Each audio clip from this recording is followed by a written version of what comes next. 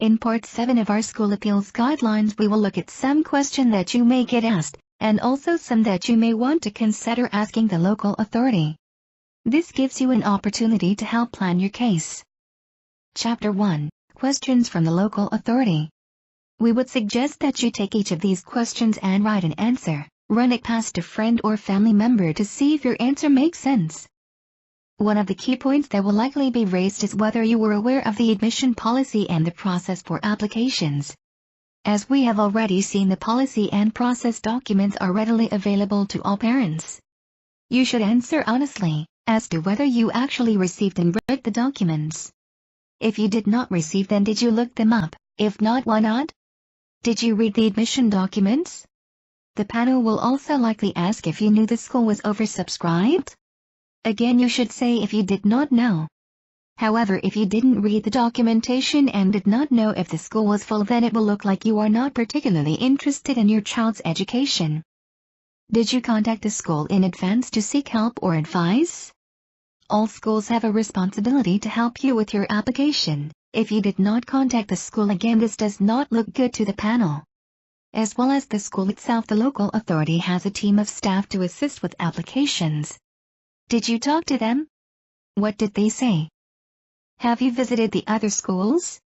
If you have been allocated another school, have you and your child been there? The panel will not appreciate if you are just saying you don't want a particular school without you and your child even bothering to visit the school and see what it is like. Remember, if you do make a visit, do not say how bad it is or anything negative to your child, as they may end up going there anyway, if your appeal is not successful, and you do not want them to have a negative image of the school from the start. Are you on the waiting list at this or other schools? The status of your place on a waiting list cannot be taken into account by the panel. However, the panel members or authority may still ask this. It is best to make sure that you have contacted the authority and asked to be added to the lists. How did you make your preference choices? You should be very careful about how you answer this. You should avoid saying convenience for dropping off, as this doesn't hold much weight with the panel. You need to detail how the school is a good match for your child and give examples. You should also avoid giving negative comments about the other schools that may have been available. How does your child feel about the situation? This is your opportunity to put across why you feel the selected school is better for them. If you have just moved into the area and are doing an in-year application, you may get additional questions about the move. How long have you been at the new address? How long did you spend planning to move, and what did you do regarding researching the local school's availability?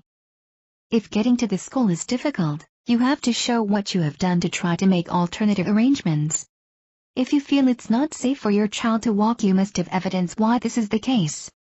Have you looked at buses or trains? Can you get a friend to do dropping off? Does the school have breakfast or after-school clubs that could be used? If the route is more than 2 miles, you may have the opportunity to ask the authority for assistance. Have you looked at this option? Chapter 2. Questions for the local authority or school. In the following slides, we will look at some example questions that you may want to ask the authority to clarify. They may not all be applicable in your case, so you need to select the ones you think help your case. How are applications processed? Here you are trying to see if the school is following the admission policy in enforcing the relevant criteria. Listen to what they say and check it against the documents. What is the structure of classes? Here you are trying to see if there is any option for the classes to be restructured into vertical classes, for example, so that they could accommodate another pupil. Is any building work or expansion planned? If so, what are the details, and could this enable them to take an extra pupil? What is the level of special needs within the year group, and how does the school cope with that? You should compare it against other schools and year groups to see if it's high or low. If it's low, then it could be that the class could take an extra child.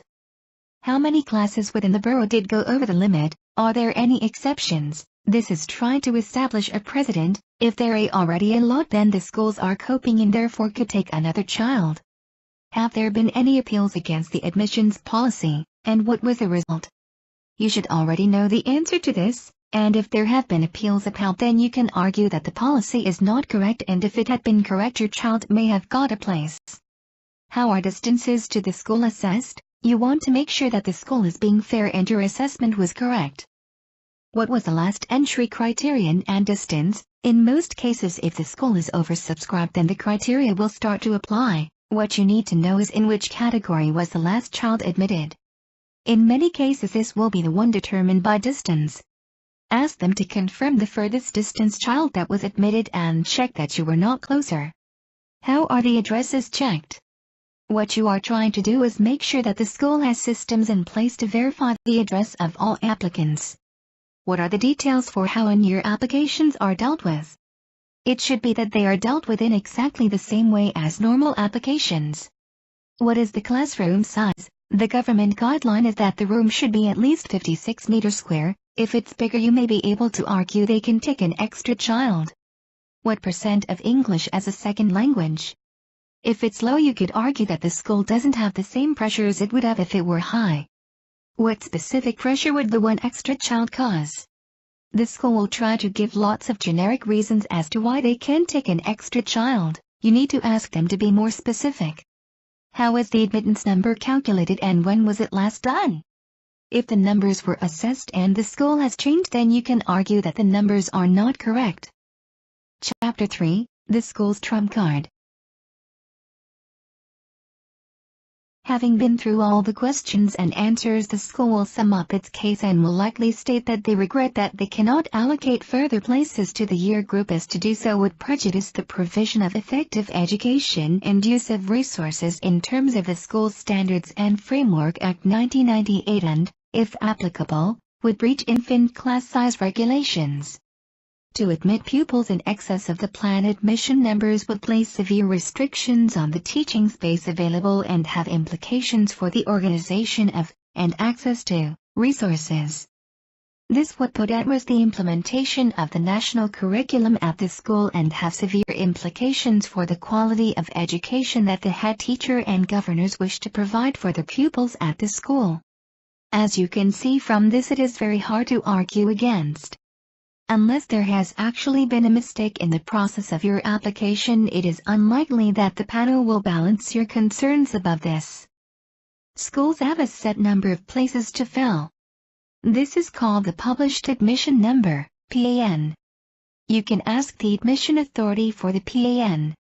You will also find this in the LA prospectus for schools. Unless the school is a fully selective school, all places must be filled before a child can be refused a place. The school would have to show that any measures they could take to avoid this, such as employing another teacher, would cause too much or have an adverse effect on the education of other children. In the information sent to you before the appeal hearing, there will be school details such as the number of staff, number of pupils on roll, size of classrooms, layout of the school, etc. If you do not have the details you need to prepare your case, ask the admission authority for this information. The school's case should also explain how admitting an extra child will have a negative effect on the quality of the education they can provide. It is not enough for them to just state this. Think about the physical space and layout of the school. Find out if the school has any plans to create extra space by building an extension or using rooms in a different way. Make notes. Start your summary. I believe that the school could take an extra pupil because. Or I disagree with the school's claim that. In the next module, Part 8, we will cover what happens next if your appeal fails.